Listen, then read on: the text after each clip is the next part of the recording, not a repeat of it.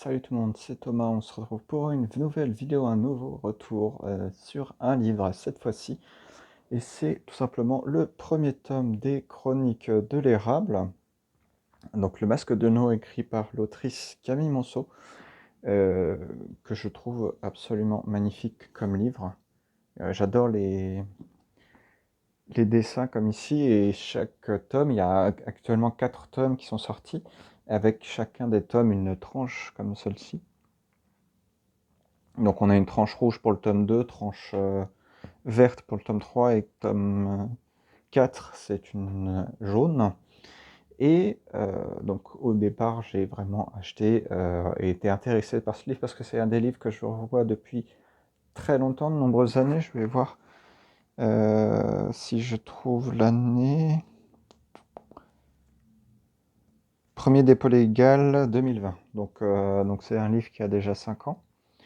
Et de simplement, donc, on va suivre un jeune garçon qui s'appelle Ichiro. Quand, Au début de l'histoire, on est là où il a 6-7 ans. C'est vrai qu'on commence très tôt. Il est orphelin, on ne connaît absolument rien de son passé.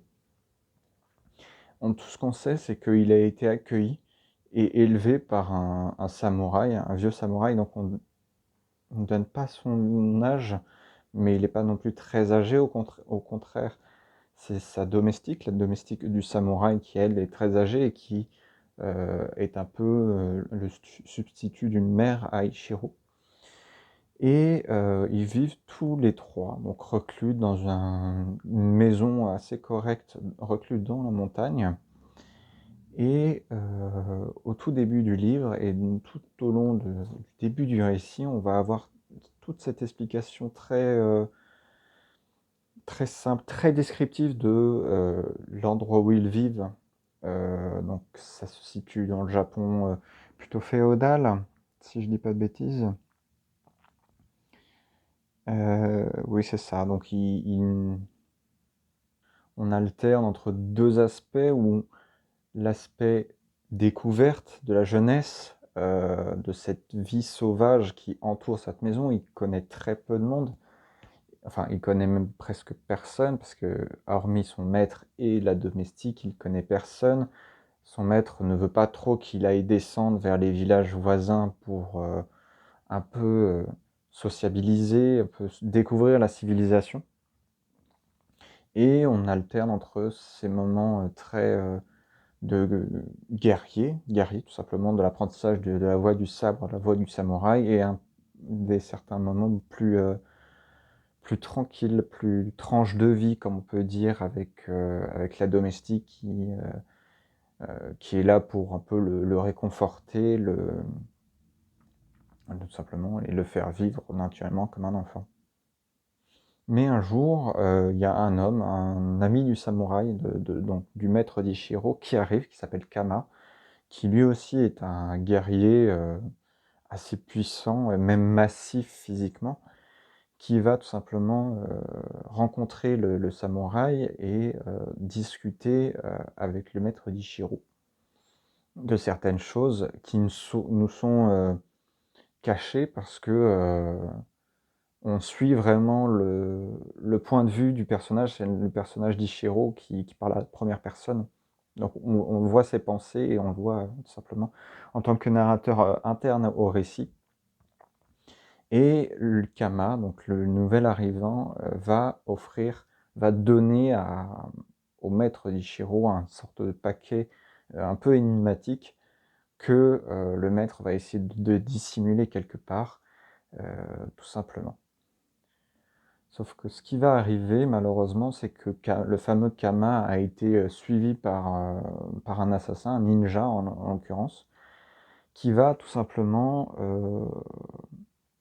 attaquer l'endroit où vit Ichiro, et tout simplement finir par affronter le maître d'Ichiro jusqu'à le tuer. Parce que le maître d'Ichiro, bien qu'il était puissant et bien que c'était un samouraï, face à un ninja assassin, sans vraiment de personne à qui le maître n'avait pas vraiment personne à qui se affronter, confronter pour s'entraîner, pour rester vraiment le samouraï qu'il était. Malheureusement, il va mourir et tout ça donc sous les yeux, d'Ichiro qui lui reste dissimulé dans dans les alentours, hein. Et donc il va assister à cette scène-là et ça va être le point de bascule dans le récit où ça va être tout simplement cette, découverte. Donc Ichiro va s'enfuir et maintenant toute la suite va être la découverte d'Ichiro dans ce monde en dehors des murs tout simplement de la maison forestière. Et puis donc on va tout suivre son évolution en tant que va rencontrer de nouvelles personnes qui vont être gentilles ou non avec lui et qui vont essayer de profiter, et on va de son ignorance, de son apprentissage de la vie extérieure.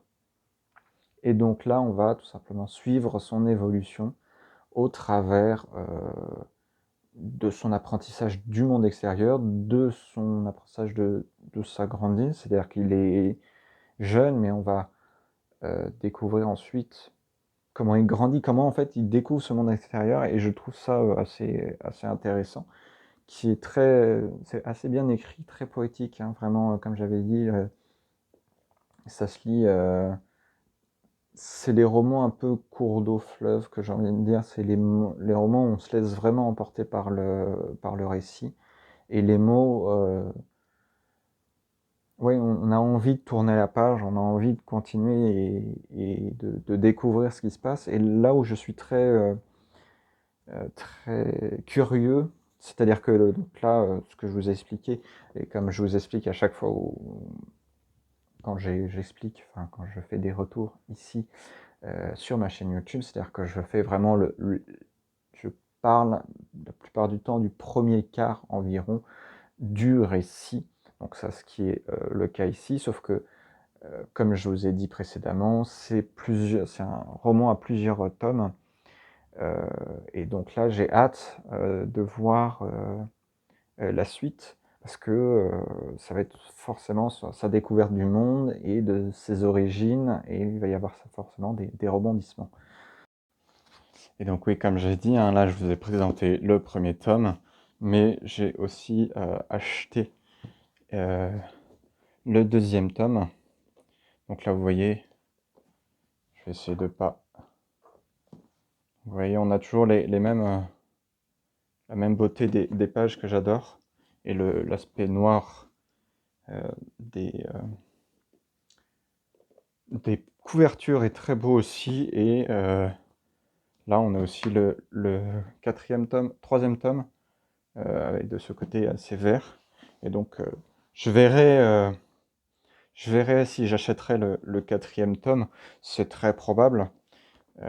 Mais je trouve que voilà, je m'étais dit, bah, au début c'était un achat très esthétique, parce que c'est vrai que bah, avoir ça dans sa bibliothèque, ça reste très joli, mais j'ai hâte de découvrir la suite, tout simplement pour voir bah, si on suit toujours l'histoire d'Ichiro, de savoir comment...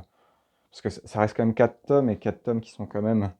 Bon là ça va, mais par exemple le troisième tome qui reste un joli pavé, qui va être simple à lire, mais qui reste quand même un joli pavé, et pour savoir si on suit toujours Ichiro, ou si on va découvrir d'autres personnages, d'autres modes de vie, etc. Donc j'ai hâte de lire la suite.